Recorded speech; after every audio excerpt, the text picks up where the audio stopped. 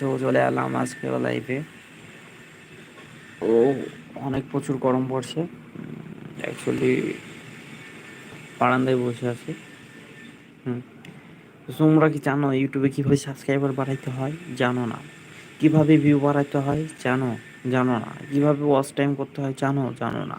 যদি না জেনে থাকো অবশ্যই এই লাইভে একটা কমেন্ট করো, আমি জানিয়ে দেবো। হ্যাঁ, তো এভরিথিং ইউটিউবে যদি তুমি মনিটাইজেশন পেতে চাও তাহলে কিন্তু তোমার কিছু রুলস আছে, এগুলো কিন্তু মেনটেন করতে হবে। যে এই রুলসগুলো মেনটেন না করো তাহলে কিন্তু তুমি কোনো কিছু পাবে না।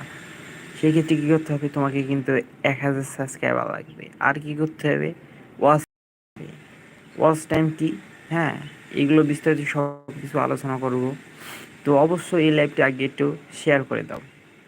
তো যাই হোক বন্ধুরা, কে কোথা থেকে দেখছো তোমরা প্লিজ কমেন্ট করে জানাও।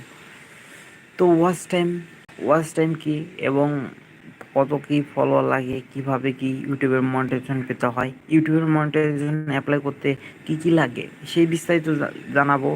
এবং এভরিথিং সব টোটাল মনিটাইজেশন পেতে কি কি দরকার এবং কি কি কাজ করতে হয়, কি কি প্রয়োজন আছে, এভরিথিং সব ফুলফিল জানাই দেবো।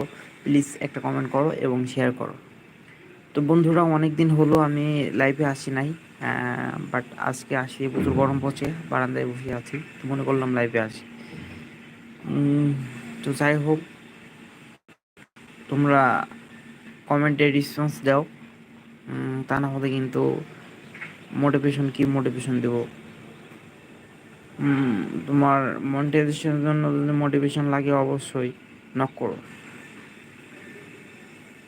তো বন্ধুরা, কার কি কোনো যদি প্রশ্ন থেকে থাকে অবশ্যই নক করো।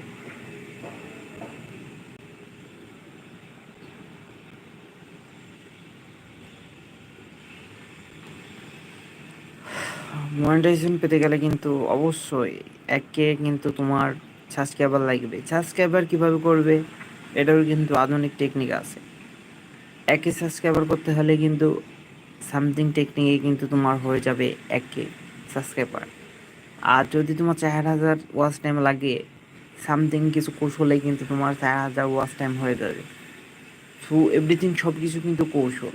অনলাইন জগৎটা মানে কৌশল। এই কৌশল যে জানবে সে কিন্তু লাকি, আর যে কৌশল জানবে না কিন্তু সে ব্যাড লাক।